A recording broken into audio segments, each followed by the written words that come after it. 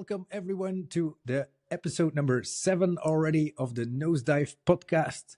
Today our guest is flying in from over the pond. It's a very busy bee in the community over there. Doing some research on this person really enlightened my brain, and it got it tinkled to do a very cool conversation with Cory Boehne today. So I hope I pronounced that right. That's one of the questions I have. Mark, how have you been? How are you today? I'm not too bad. I realise that every single time you number the episodes, because I watch this back so many times, I visibly go, is it number 7? And it is number 7. I don't know why I have to check this, but yeah, I'm not too bad. Actually, it is bloody cold. But other than that, yeah, I'm pretty good. I went one wheeling just a few days ago and then posted my nice little For the Boys video where I'm cracking through the ice in the puddles. That triggered some people, I'm telling you. We got some comments on that about riding through puddles. But had people have seen my board before, I actually sought out the puddles because I'd gone through some very, very muddy fields, muddy fields. And I needed the puddles to clean the board because, by God, I wasn't going to clean that manually. So, there's some very upset people that I was riding in one wheel deliberately through icy cold puddles. But there's a thing called badgering your board, and it is a prerequisite in Europe, basically. It is absolute prerequisite. And if it can survive the rain at WoW, then it can survive a few muddles in the shires of England. What about yourself? You've been back at work, and did you get your Christmas weekend? A little bit, yeah. The moment that the lady was off duty, she got the bug apparently, so it was a very chill 3 days. But yeah, we tried to make the best of it, and in the meantime everybody is back up to snuff, so no worries there. Back at work. I did my first one wheel session last week as well. That was very enlightening, and just good to be out there, the wind in your face, even though it's cold. I enjoyed it so much. Taking it easy, because if your body hasn't moved for 2 weeks, you gotta take it easy. Just cruising, enjoying, and having a big smile on my face after that first session. Now we had some snow for the last couple of days, but in Belgium that's a really wet thing. It's never cold enough to keep it there. We haven't been able to ride, but this weekend is looking very promising. We are having cold but dry weather, and we also planned a session on Sunday to go to the Olympic skate park, which I talked about last week. The guys that opened up the skate park, so we're going there for a first session to meet up with them and to see what we can do indoors in that skate park. So it's inside. The skate park is inside, because when you say Olympic Park, I think of like the one from the 2012 games where they built the Olympic Park, but that's all outside. So it's an indoor skate park. Yeah, it's a new skate park. It's very recently built, and it's a big hall. It kind of has 2 divisions. It's a beginner track and then a more advanced obstacle track. And the beginner track looks very one-wheel friendly. There seems to be a lot of potential there. So actually, Alexis went there this week. If you check on our reels on Instagram on Skirt, Jaffa was trying to get to the skate park. He got stuck in a traffic jam. Yeah, I saw that. He was skating to the skate park or something, and I was very confused by that. He was on the freeway in the traffic jam, and he wanted to know what was going on in the beginning of the traffic jam. So he just took his skateboard, started riding on the freeway to ask to the cops, like, what's going on? And the cop immediately was like, hey, dude, what the fuck are you doing with your skateboard on the freeway? Get back into your car. And that was in the middle of a Skirt meeting. So I was like, what's going on? So epic. With these guys, it's always so much fun. I guess everyone will be downloading the Veskman's Skate Bowl settings for the Vesks when you get there. Have you had a play with that yet? Have you had a look at the download? No, I haven't yet. So I have one board that is set up for trail riding. So I still use my FM boards for trick riding. Not really used to setting up Vesks for trick riding. So currently I leave that to the guys who have multiple Vesks and can play around with that, because I'm riding the FAF rails on that board, and I don't know if that's preferably good for freestyle. It's more like a trail setup. I also have a threaded tire on there. I like my tire to be a slick for freestyle, so you can do slides and stuff. So it's not really set up my board for trick riding, but there's a few guys who will definitely play around with that. So I'll give it a go on somebody else's board. And currently I stick to my FM machines for trick riding. I'll be looking forward to seeing the edits of your videos whenever they come out, because I'm sure they'll be pretty freaking epic. I hope so, man. It looks very promising. And with the crew that we have on our hands, everybody's super stoked because everybody's been sitting inside because of the weather. Due to it's like if you come home from work, it's pitch black, so there's no chance that you get to ride. Here, at the countryside. I don't live in a big city, so there's not a lot of lights around. Yep, same here. Yeah, a bit of a pain in the ass, but that's winter for us. That's the weird thing I've often said to people is that, doing practicing curb nudges and stuff. They're like, why did you build your own curbs? Because I live in a village that doesn't have any curbs to nudge on. Like there's one pathway and that's onto the main road. And yes, you don't get a lot of traffic, but there's no street lights. There's nothing. So you can't even sort of, go down to there's a golf club that's got a bar, and it's just too dangerous to even ride a one wheel in the dark because it is pitch dark. So it's too dangerous. Living in the countryside is rough. But sometimes I wish I lived in a town, because then you can go and explore and investigate and find the car parks. But equally, the country suits me a lot better, at least. Have you seen anything in the community that's piqued your interest this week? There was the podcast from Maxent that dropped, I think, yesterday, which highlights let me check the name. It was an interview with Carlos Alazar from Stock. Remember the drama with the sensors, the patent a few weeks ago? Yeah. Apparently one of the two parties there that he interviewed.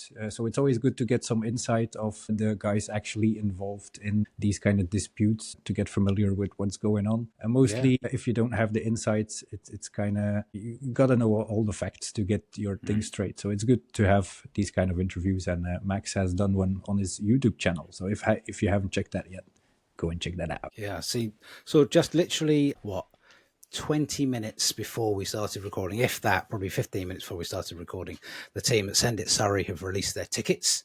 Yes. So everyone's looking a little bit excited to that. And there's a discount currently for this weekend, or this will already be passed if we share this recording. It'll be out before, if I can edit it that quickly and get a clip out, which I don't think I can, but I can try. Send It Surrey this weekend, £10 off. There you go. If I don't do it in time, I'll just edit that bit out. That's it.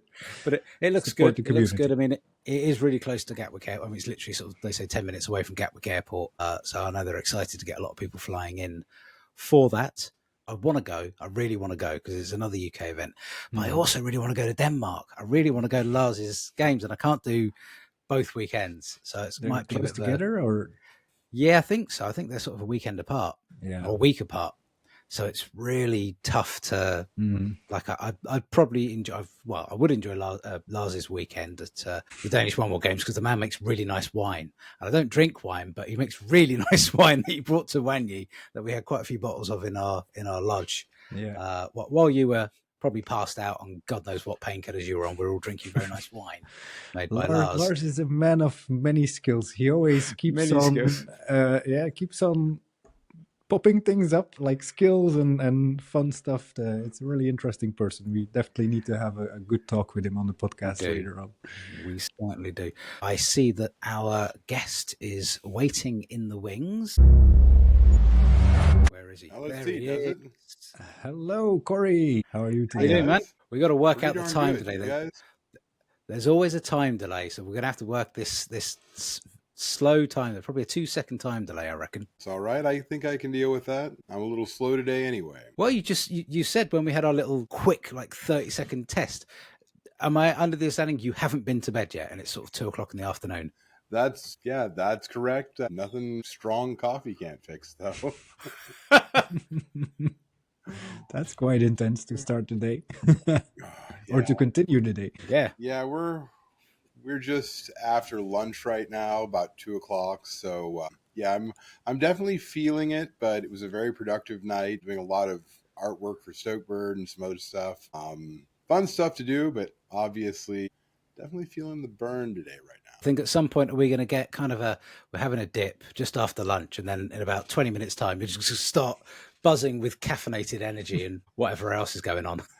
No, I think I'm already at saturation levels on that. So the next step is just pure OD. So yeah, we're just riding that fine line right there, just right there. Is that the artist in you that keeps you awake, or is it necessity that drives this madness? As they would say in Miami, ¿por qué no los dos? So, can we just maybe both? I think probably both. Partially, I really am, I really am pressured for time right now. I need to get this stuff into the printers and get everything started up so we can, actually have stuff done and being delivered on time and all of that for folks, because we're going to ship some of this stuff. And obviously want to have a little bit of leeway so I'm not, begging my printer to last minute this yet again. Yeah. So it's a bit of a pattern every year. I give them really complicated things to do and almost no time to do it in. So I got to give Aaron a shout out over at Cornerstone Impressions. He's also a one wheeler, which is super cool. But Nice. he has done a great job for us with the highest quality printing I've ever seen. And in addition to that, he accommodates my needs, which God bless you, Aaron. Thank you. Well, I was going to start with a bit of an introduction, and normally when we have a guest on, we have a little bit of have to do a bit of a social media kind of a hunt and find out a little bit of info about people. But everyone that I've told that we've got you coming on, they're like, "Oh, Cory, yeah, he's wicked, he's wicked." So I thought I'll do a quick search, find a bit of information. But I didn't need to do anything, because all I needed to do is go to your website and go, Cory Boehne is a visionary entrepreneur, technologist, and inventor, recognized for his impactful contributions to the personal electric vehicle community. With a career spanning over 2 decades, Cory has seamlessly blended technical expertise, entrepreneurial drive, and a steadfast commitment to community engagement, particularly in South Florida's PEV scene. And then I could just go on, because it's such a beautiful little website. I don't know whether you put that together, but it's great. I didn't have to do any research. Wonderful. Well, thank you very, very much for that. I appreciate it. I suppose I'll sort of take credit insofar as that I've built the site and put all the content in, but I did not write that. That is the miracle of AI. God bless AI. It allows me to get so much done, and frankly, it allows me to shamelessly say things about myself via the AI that I would never, ever write about myself in a million years. So I'll just consider the AI an objective observer and trust what it says. Right on. It's been very helpful in these kind of matters. I think every artist now has a good time win if you use it useful, the AI. Yeah.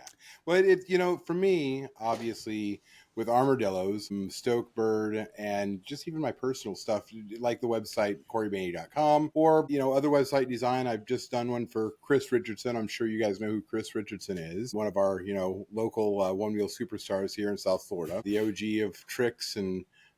Great guy. So he has a business that he does, and I did a website for him. And AI, it doesn't make me able to do anything that I wouldn't have been able to do anyway, but it sure makes me able to do a whole lot more, a lot faster. Definitely. That was one of our questions from our little elf in the background, Gergo. His job is AI. He works in an awful lot of AI within his job. And his question he wanted to ask us, or get us to ask you, was about how inclusive you use AI within sort of the planning of Stokebird and all your other areas. So is it something that has really made you be able to expand what you do? So yes and no. So it has changed the way that I do things. It has accelerated what I do. It has made me more self-sufficient in what I'm doing, or at least increase the quality of what I'm producing. The process has changed insofar as that it's more rapid.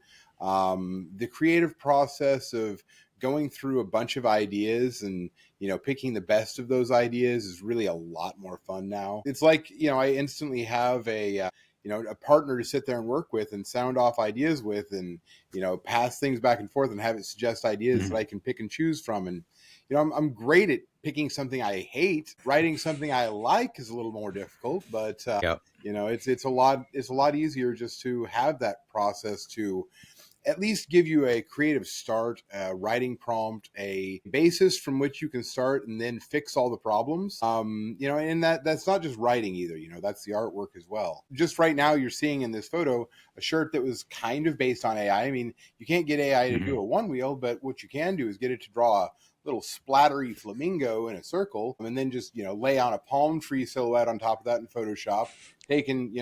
Do a like outline using paths in Photoshop and do like a brush that allows you to do multiple colors of splatter. And hey, you know what? Now we've got a one wheel with a really cool flamingo center, right? Back behind me, the Stokebird poster over here. That was all, AI. Now, of course, I had to do each individual panel in AI and do adjustments and edit in a one wheel in one of the panels and all of these things. But what it allowed me to do was get a really cool GTA feel that if I'd tried to do that by hand, I mean, I'm sure I could have done it, but at what cost and how much time and frustration, and would have I really gotten that kind of a quality result? Probably not. I'm a bullheaded artist. I will be stubborn and go forward and just put in the effort to do what's needed to be done the hard way. I'm not a good artist. I leave that to talented people. I'm not one of them. So you're not wrong about the trying to get AI to make a one wheel, because my venture at the Shires is sort of dinosaur themed, and I have spent hours, I feel, screaming at Google Gemini, primarily screaming at saying no, a one wheel, and it comes up with like a Segway and or hoverboard and also. I have managed to get a couple of decent images of a dinosaur on a one wheel that I've used, but they're not exactly how I would have liked them to be. But at some point, you just kind of have to give up. No matter how many times you prompt it to say sort of, what a one wheel is, and explains beautifully what a one wheel is. And so do a picture of a freaking one wheel, and something with three wheels suddenly appears. Yeah, diffusion models are funny like that. They have to have the image in their database for them to be able to create it, and they just don't. With that being said, I found that the real trick to this, so for anybody who's asking, wants to do this, if you want to make somebody who's writing a one wheel in AI, learn Photoshop, first key, which is, obvious, right? And super easy. Of course, Photoshop's like 5 minutes. Anybody can learn it. But what you want to do is try to generate an image that has somebody in a dynamic position that would be correct for a one wheel. And then using various tools, typically I just edit the rider out of the back scene entirely, and then, replace the board with a one wheel, shadow it up, do whatever I need for the, color balancing. And hey, there we go. Nice and simple. 2 hours later, we've got a picture of a one wheel and a generated photo. I'm not as detailed with that. With the images I use when I cut and paste them into this, it's literally as I'm editing the podcast, somebody will say something, I'll think of it, I'll go to AI, get some sort of rough image, and then just cut a picture of one wheel out and just stick it in there, because I do not have the time to do that. So all the images I used of like Austin Silver with towing his laptop on a trolley and stuff like that through a forest was just give me a man in a racing suit pulling a trolley with a laptop on it, and then I just sort of stuck his head on. Very kind of sort of mid 2000 style level of Photoshop. But you know what? It does it for the 5 seconds it stays on screen. Yeah, that's the thing. Like for me, whenever I'm doing printed stuff and I'm making merchandise out of it, and all these things that have a final product that are meant to be purchased by a consumer with their hard-earned money, I feel a need to do a good job on them. For my throwaway social media content, that's the best. I love those ones because I can just straight trash it up and throw it out there, and it's super fun. It's great. That's obviously the big difference, right? Whenever you're doing something for print and all this, you're working at high resolutions, you're going in there and pixel peeping, making sure the lines line up perfectly and getting everything just right on the color balance and all this stuff. Social media is way more fun. You can slap together a quick image and use it, and everybody forgets about it if it was crap. And nobody even cares if it's crap quality. It's maybe even more authentic because it's crap quality on social media, right? Yep. And these days the authentic side also gains a lot of traction because people want to see that there's a person behind it, and that's kind of where they make the connection, I guess. So that's where you really get away with these kind of things. It's more of the emotion you trigger than the visual that is out there.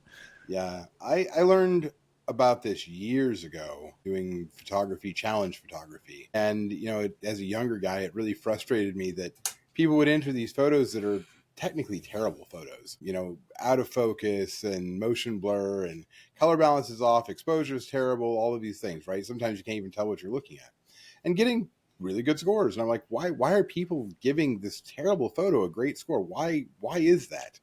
I can't say that age has given me a full appreciation for it. Certainly more appreciation for it, though. The emotive quality of a photo, the feeling that it gives you, is far more important than the technical quality of the It's one of the reasons why whenever I do the event photography at the events, the candids, they're always my favorite. They're Yeah. they're not fantastic race photos of people doing awesome things and flying through the air and being the most awesome humans that they are, but it's those personal, genuine moments that whenever I look back, at least, those photos tend to make me the happiest. Mhm. I have heard that some people would say that over 100,000 free high quality images documenting PEV events and rider culture, enhancing community engagement and brand visibility has been said about the work that you do with your photographs at events. Apparently, Has been said, yeah. Funny enough, that's me actually sandbagging too. I shot 40,000 at Seek and Shred alone this year.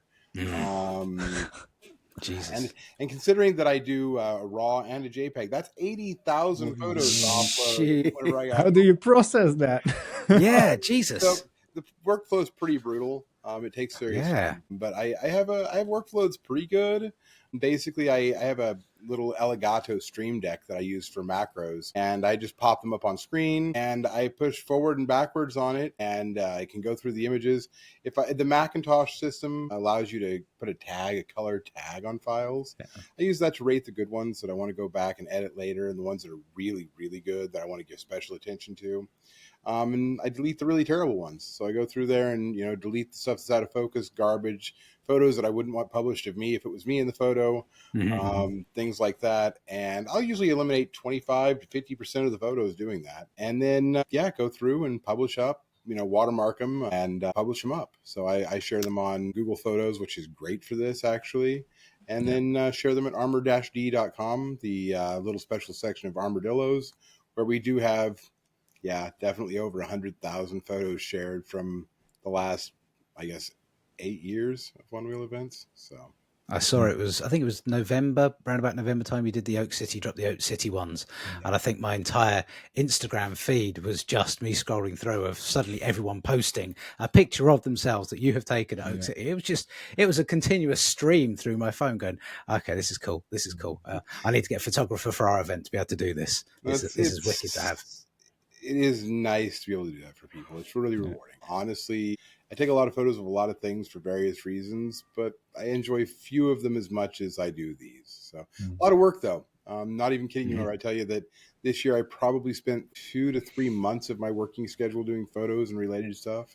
Yeah. So I'm probably going to cut that back a little bit this next year, but I'm sure I'll get my arm twisted into doing some things I don't think I'll do right now. But it's such an important job within the community, and I'm very glad that people like you really take this on to document whatever is happening in the history of one-wheeling, because we are in the early stages of this whole one-wheel thing. And it's so cool to see that some people really take it upon themselves to help and document like the whole history of this thing, because this will mean so much in the future, the work that you're doing. Yeah, and thank you very much. One of the reasons that I tell people that I do this, and it's one of my, I don't know about the primary motivation, but it's one of the things that gives me a lot of pleasure whenever I think about what I'm doing. I as a kid grew up doing stupid things, awesome stupid things. And you know how many pictures there exist of me flying through the air on motorcycles and doing just none. I've got some X-rays, but it's about the only close thing I've got to photographs, right? So it's really my goal that these awesome young people who are doing this now won't have that same problem at the very least. So go on, Vinny.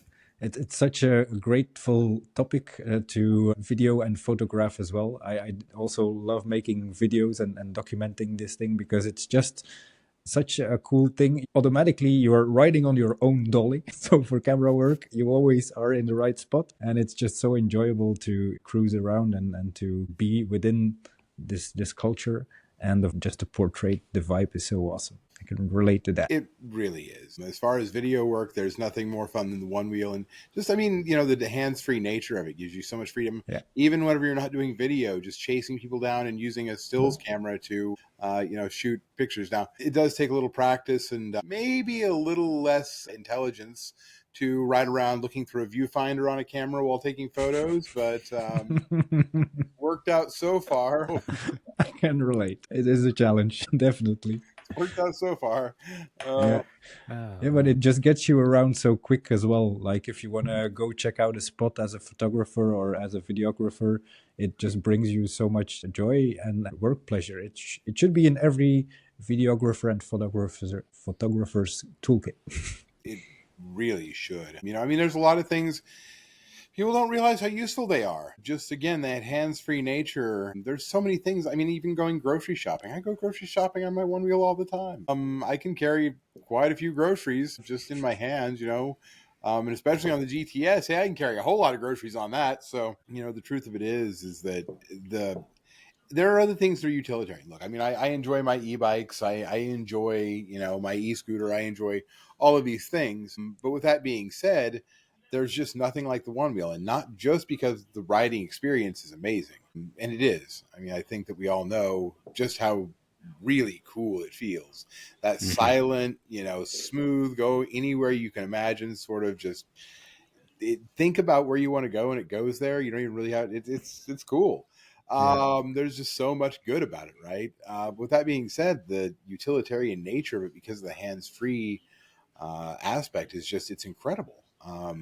And I don't know if you've noticed, but it's things that are awkward to like try to walk with, easy to one wheel with as long as you can pick it up, because you're Hell not yeah. banging your Hell yeah. legs into it trying to walk the thing around. You just got to balance Yeah. and not fall.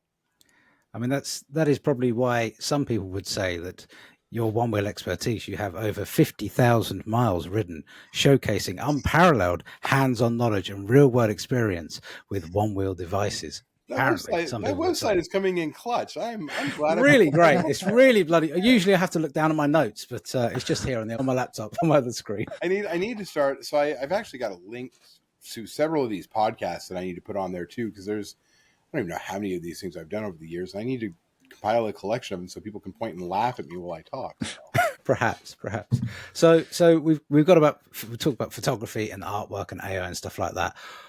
What about Stokebird? You were saying that you were up all night long doing stuff on Stokebird. So yeah, sell it to those that don't know. I know quite a few people that have been from Europe and are hopefully planning as well to go over from Europe this year. Got to get the year right now this year to Stokebird, which is only according to 6-7 weeks away. Yeah, it's crunch time. We're like, 6 weeks away now. So I guess let's start with the beginning, right? Because that's where the best stories go. Start at the beginning.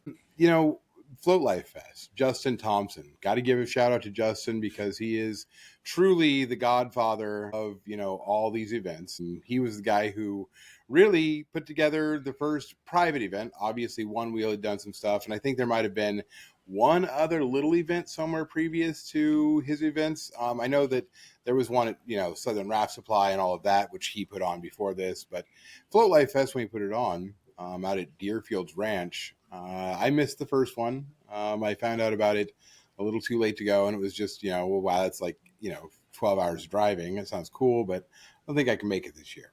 Well, we heard some good stories. We were like, me and a couple of buddies were like, we're going.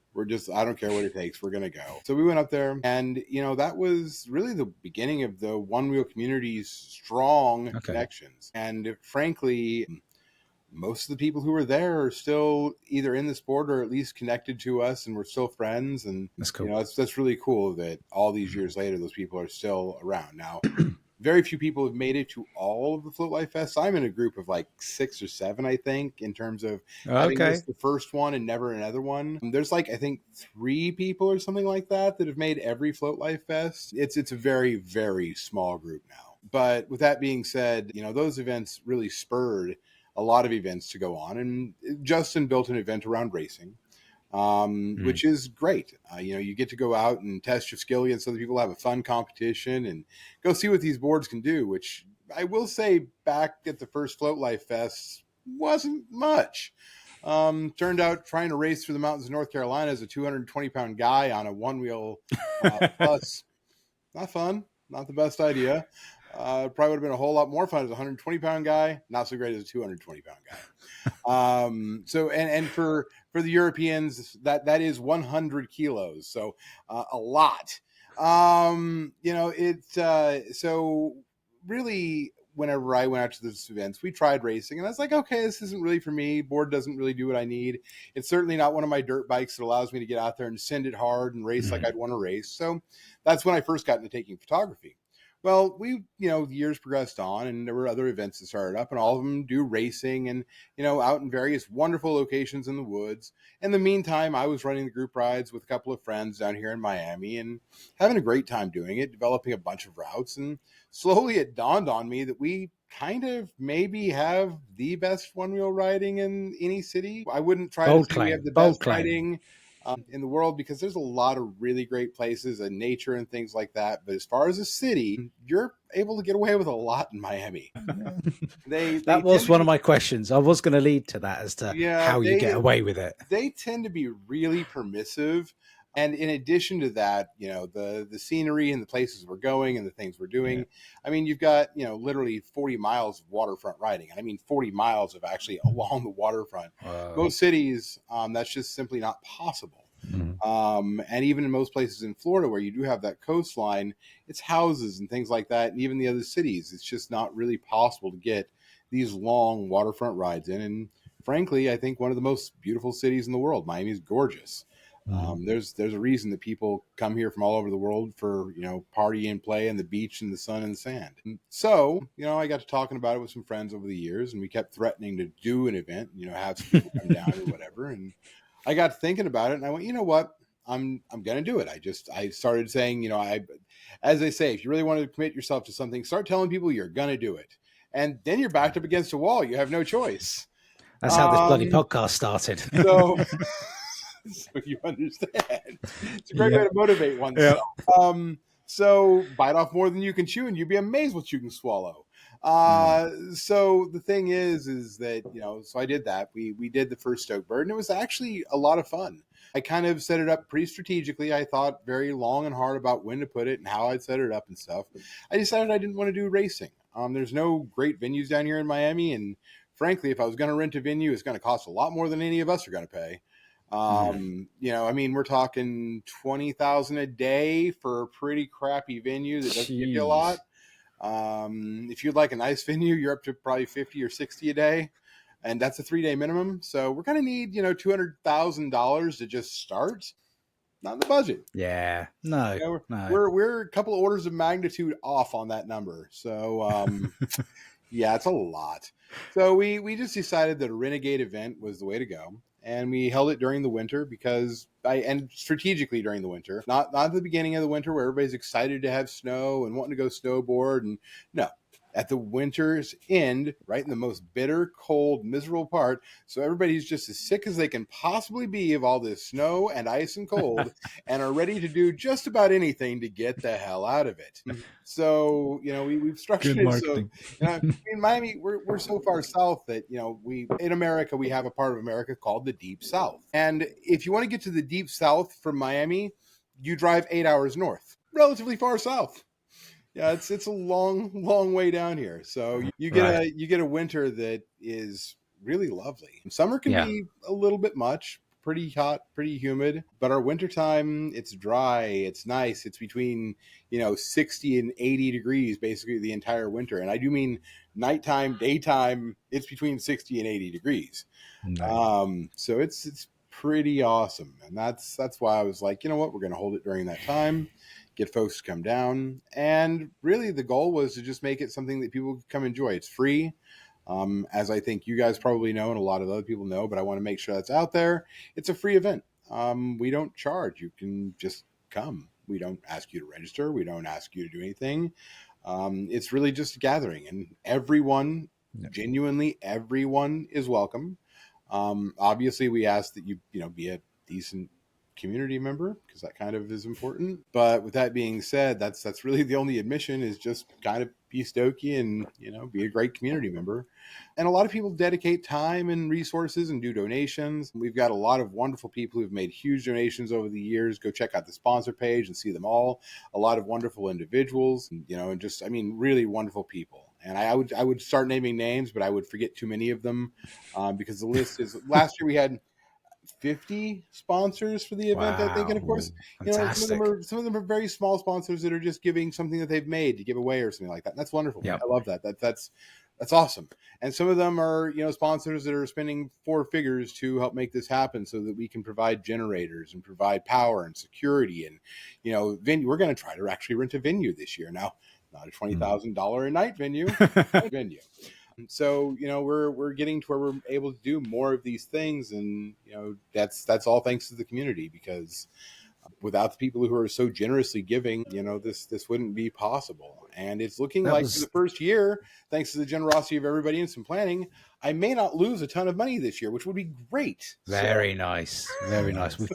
I don't know how many, particularly in Europe, one wheel organizers that I've spoken to that lose money, because it is very difficult to make money on these events, or break even. Break even is always the goal.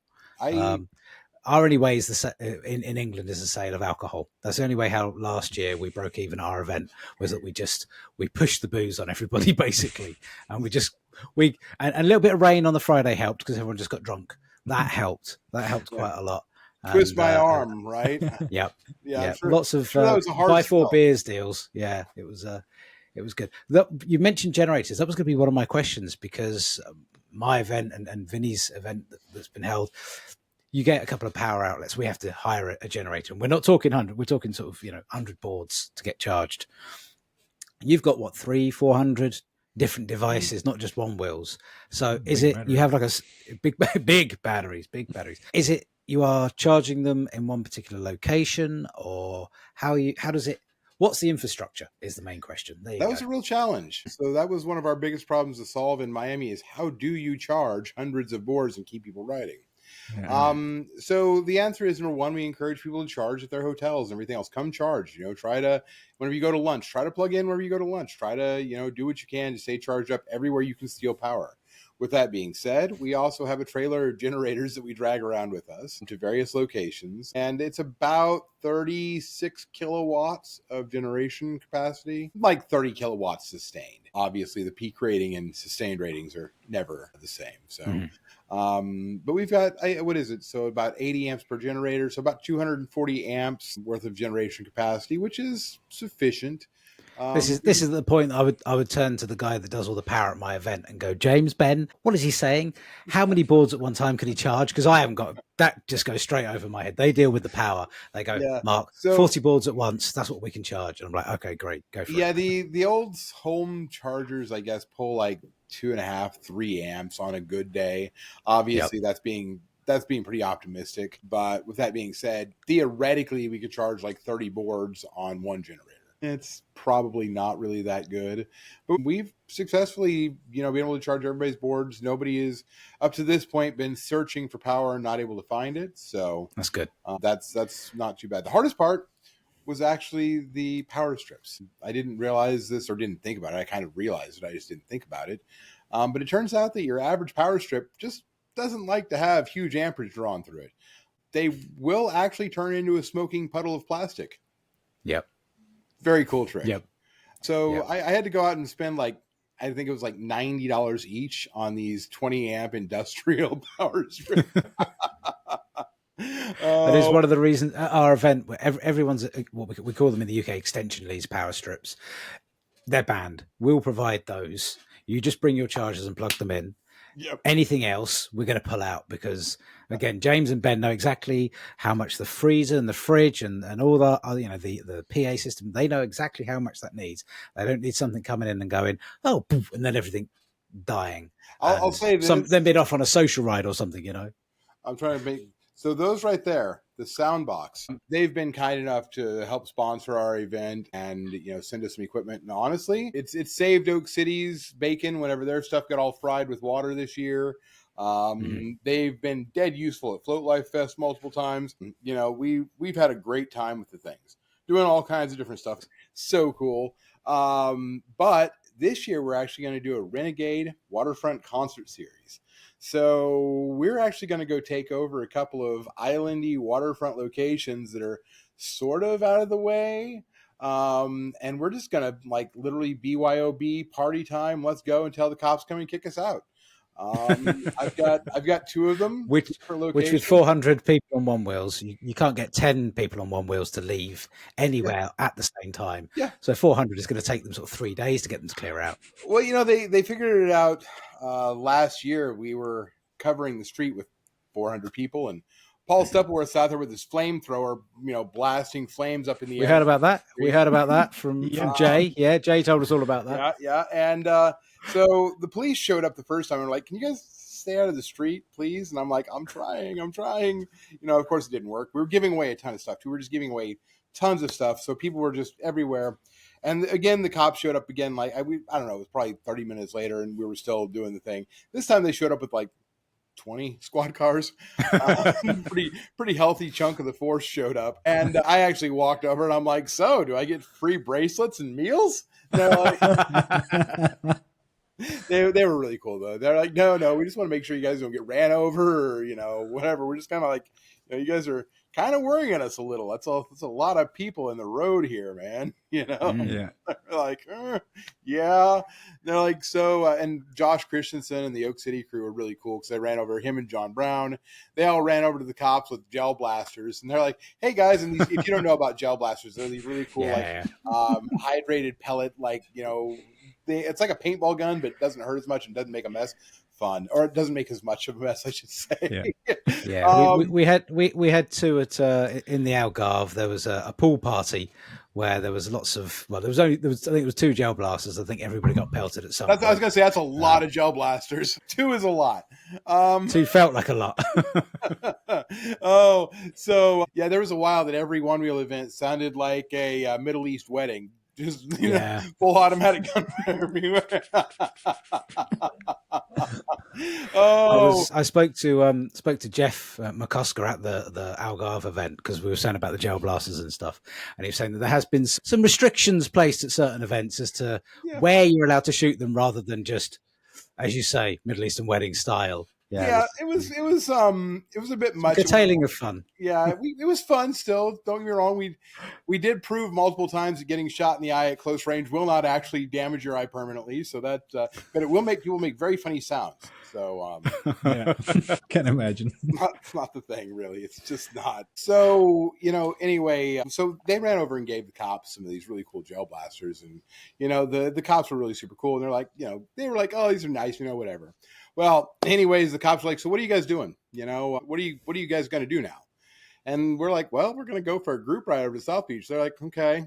So they go over there and talk and come back and they go, "All right, so what route are you taking?" So, told them, and they go, "Well, we're going to give you an escort. So we're just, if you guys would stay with us, and fair, we're going to go ahead and escort you over there." Well, not only, I actually had to sign out for the evening because I had to come back, get generators and everything else taken care of and get business taken care of. So I was still trying to run a business in the middle of this thing. And it was already like midnight at this point, and I had to be up at like 7 a.m. to go run the next morning ride. So a little sleep is always really nice to get.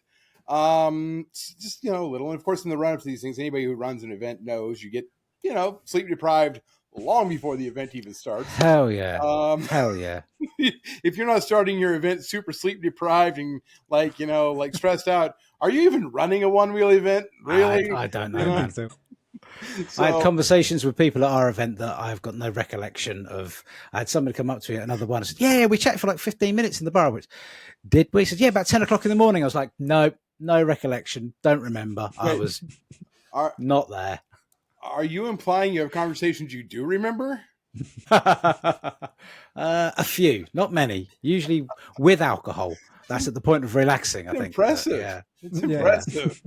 It's not nowhere near as big as your events. Nothing in Europe could be or will be. It's the upside down world. Yeah. It's a lot of fun though, and the police, like I said, they're very permissive here, and that makes it a lot easier to do. And just the great scenery and everything else. Stokebird's a very different event. We don't do racing. We don't do competition for the most part. Fun little competitions here and there for whatever reason, little hiding, seeks and these sort of things, treasure hunts, whatever. But we try to keep it super lighthearted and fun so that nobody gets too serious about it, because that's not the goal. And we just make it a gathering. We want everybody to be able to come, have a good time, enjoy themselves without worrying about things. And Miami's an expensive city already, so I figured free is probably a great idea because, they don't need to buy a hotel. So, You can't camp out in Miami. That doesn't work. Nope. So, I really do want to thank you guys also. And I didn't say this when we came on the podcast, and I apologize for jumping right in here. But guys, thank you very much for inviting me on today. This is super fun, and I'm very much, as tired as I am, I'm very much enjoying visiting with you guys. So this is great. When we had our little test, I messaged Vinie, our little WhatsApp group, and I literally thought when I first turned on the camera, it had all the lights on in the background. I literally thought it was a picture that you had as a background with the boards and everything, because the TV wasn't running at the time. I was like, man, I thought this guy's got a wicked backdrop, and Vinny's got his lights, and I've got a 500-year-old house behind me, but you can't really tell that from the pictures. And it was just a wicked little backdrop. So you are you in the office now? Is this the shop? Where are we talking to you? So this is the studio. Behind me, you're seeing our production studio. And that's also where I keep my favorite little collectibles and some of the boards and stuff. And this is attached to the house. So we do a little bit of pack and ship from the house as well. So when we keep light products here and everything else, and some boxes and the labeling equipment and everything on hand. So on light days, we don't even have to leave the house. It's lovely. You can just do everything from here, and then I'll go take a ride to the post office with a couple of bags of packages. It's wonderful.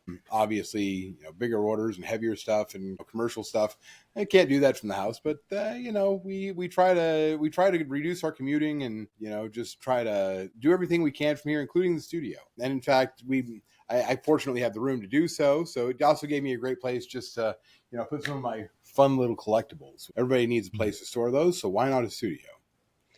I got the question: are you the only person in the world that has every single one of the colours of the tyre sealant? Because there's a lovely little rainbow behind you, and they are very meticulously spaced out as well. You must be the only person that has all the colours. They are in fact glued down to the shelf, because every time I take a one-wheel line off, they move around. So in fact, those are VHB down to the shelf very meticulously. So funny enough, that's actually not every color. There are colors that are not represented up there. Okay. And also some custom bottles and so on and so forth. We've got quite a few customer special bottles. We do stuff for people like One Stop Board Shop, Alien Rides, Voro Motors. Voro Motors, we even hold a copyright trademark on the brand on it, which is Dr. Orange, powered by Armadillos. Nice. So we have multiple product lines out there for different people, and always happy to do that. So, well, the good news is, though, if I want a new color, I can just go make whatever color I want. So I can just have whatever color. I always, I keep threatening to do like a fun swirly color or something like that. But honestly, it's just a bloody waste of time and a headache to bottle it. So I'm like, that'd be cute. Never happens, but that'd be cute. But no, like I said, I like to keep a little studio full of some, good little collectibles. Did you guys hear? So I got the best birthday present for myself this year. Go on. You're not really supposed to buy birthday presents for yourself, but what the hell? I bought a one wheel for my birthday, so that's what I bought 40. Too. So okay. I've got, as you see over my head right there. Yep. That's my V1. That's a new in-box 0 mile V1. Yes. Again. That was one of the things on the list of we have to ask you. We've got so many other things we wanted to ask you, but we wanted to hear about this out of the box. Did you Zero plus? No. Yeah, well, I haven't told people yet. I've been waiting to do a video on it, but I've spent the last 2 years putting out feelers everywhere, begging just anybody see a plus out there that's 0 mile. Anybody have new plus? Just let me know. I would just love this thing. Well, I just basically come to the conclusion that it wasn't going to happen for various reasons. And I think it boils down to the fact that the Plus was useful for parts. The V1 wasn't. And so a few V1s survived simply on the fact that they couldn't be broken down into more useful parts for a different board later on. The Plus, if you had a Plus sitting around, well, that's just a pile of valuable parts for an XR, right? So I think a lot of the Pluses, and not to mention, I think most of the Pluses got ridden. I think a few people bought V1s and for various reasons either got them as gifts and just put them in a closet, didn't want to ride them, or were given them by the company, or whatever, multiple reasons. I know retailers got some as free gifts, so on and so forth. Which, by the way, there was a red or a green railed version. There was like 10 of them made that were given as very special gifts to retailers. If anybody sees one of those, holla at your boy. It has to be new. I do want it to be new, but I'll hurt myself for that.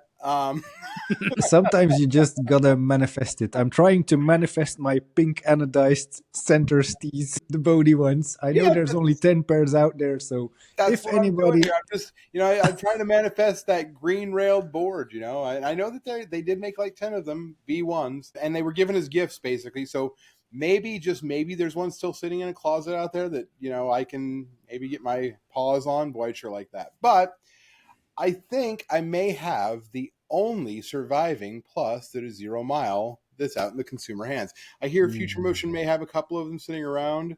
If they're smart, they Yeah, would. but I don't know that there's another one in private hands. So I actually managed to score what I think is the only 0 mile plus in private hands, which I'm pretty stoked about. Took That's 2 years. fantastic, man. That's Jaffa will be amazing. so jealous. I know he has like I think it's a 4209 XR straight out of the box, 0 kilometers or miles on it, that he sometimes sniffs just to have the new, Jaffa. Yeah.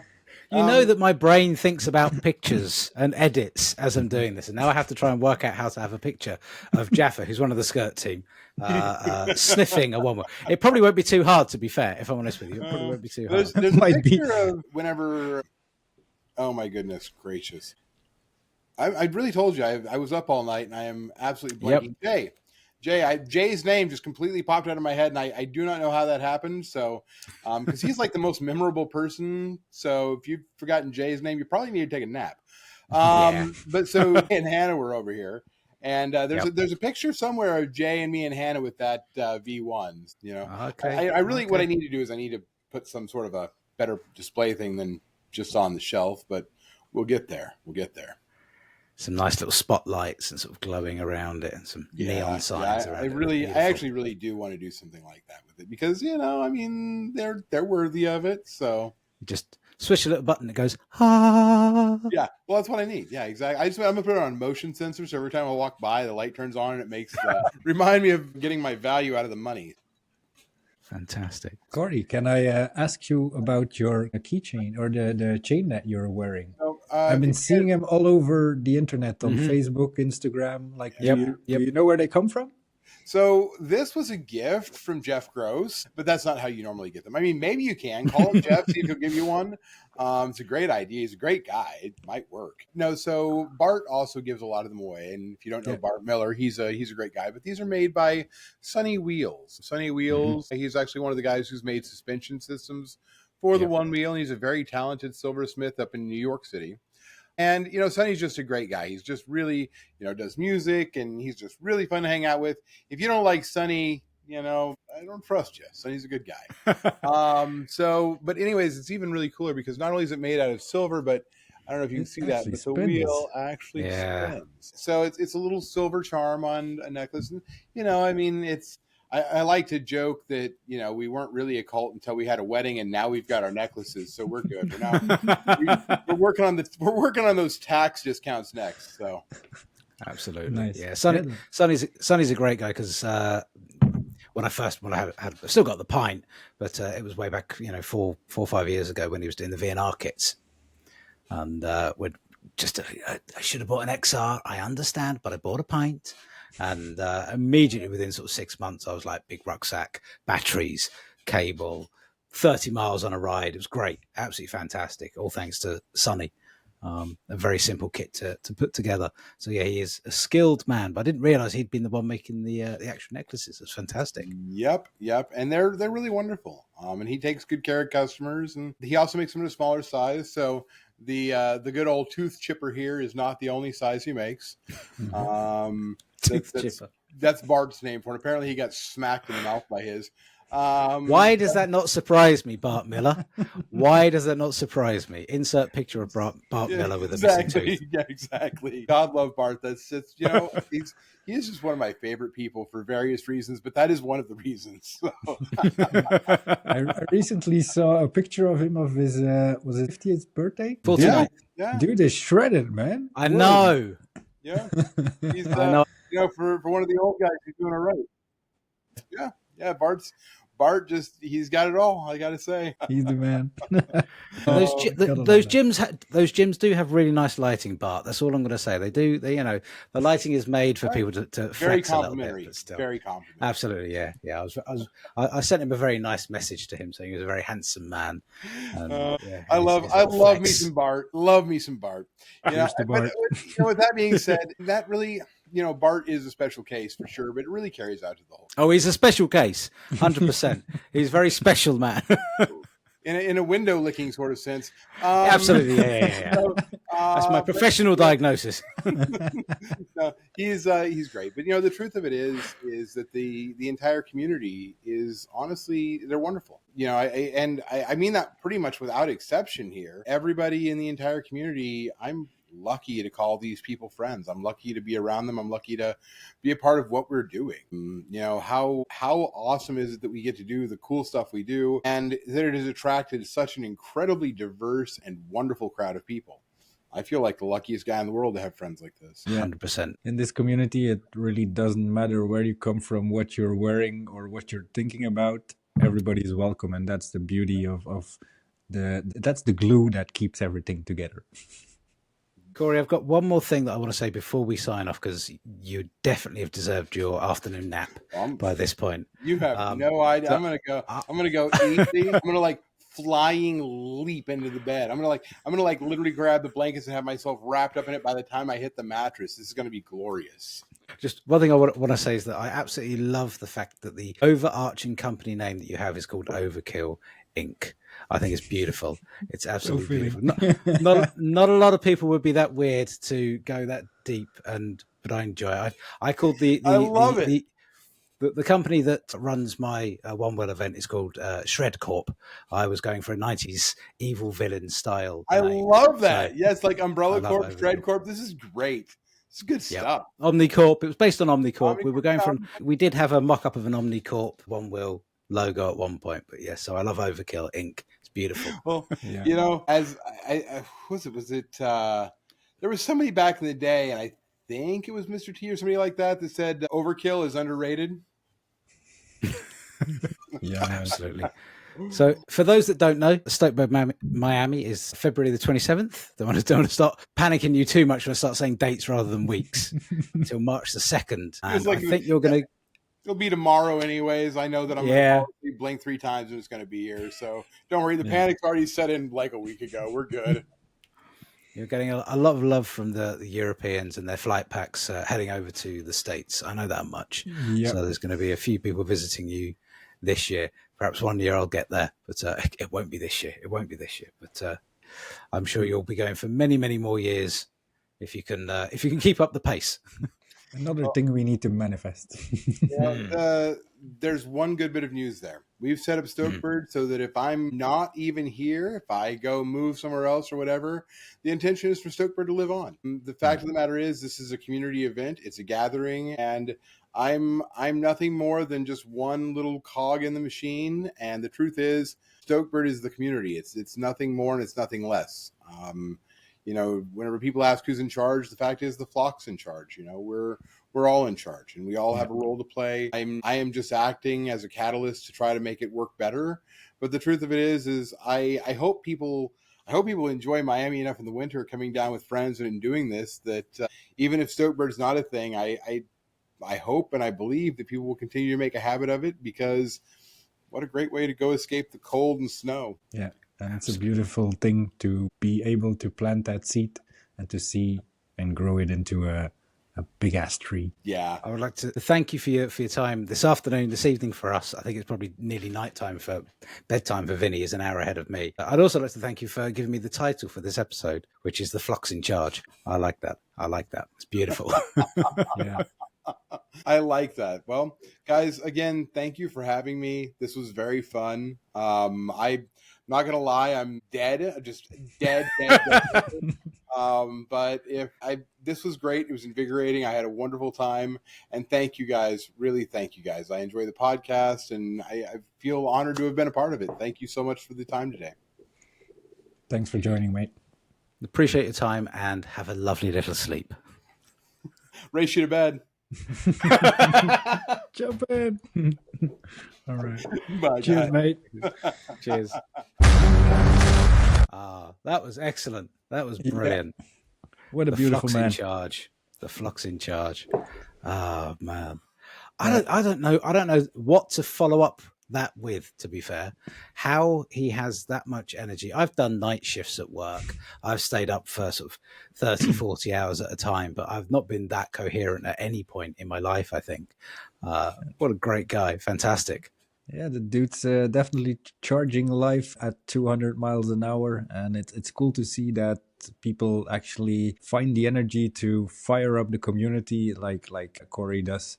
It's an amazing person. It's an entrepreneur in heart, and he carries a very big heart. You can hear that in whatever he's talking about. You can see that in the actions that he's putting out there, and it's wonderful to see that this community is actually one big platform that supports such behavior, and that is very it produces creative souls, man. It's beautiful to see that everybody is like trickled into something or drawn to something and is putting it out there. And that's like, if you want to share the vibe, you have to put it out there. I'm very, very, very anxious now that James and Ben are going to spark up their idea of being able to take a generator on a trailer again, so we can do some longer rides at the Shires that I've been very against doing. And they were like, "Oh, does Stokebird have a trailer with a generator on?" I'm like, I don't think we can do that in the UK. But we'll have to see. But man, I'd love to go there. I'm so jealous. I know a couple of the guys, hopefully from our team, are gonna make it, and I think Vid's going over there again.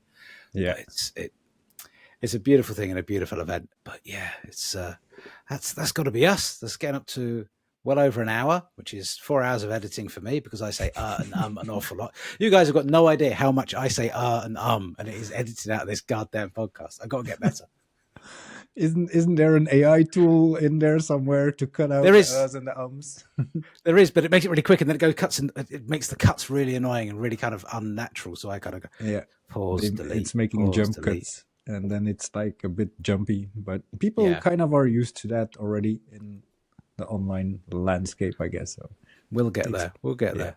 One thing at a time. We've been getting some feedback from you guys on how to improve this podcast. So really thankful for everybody who's shooting out tips and helping to push this forward. As you can see, the community is always there to have your back.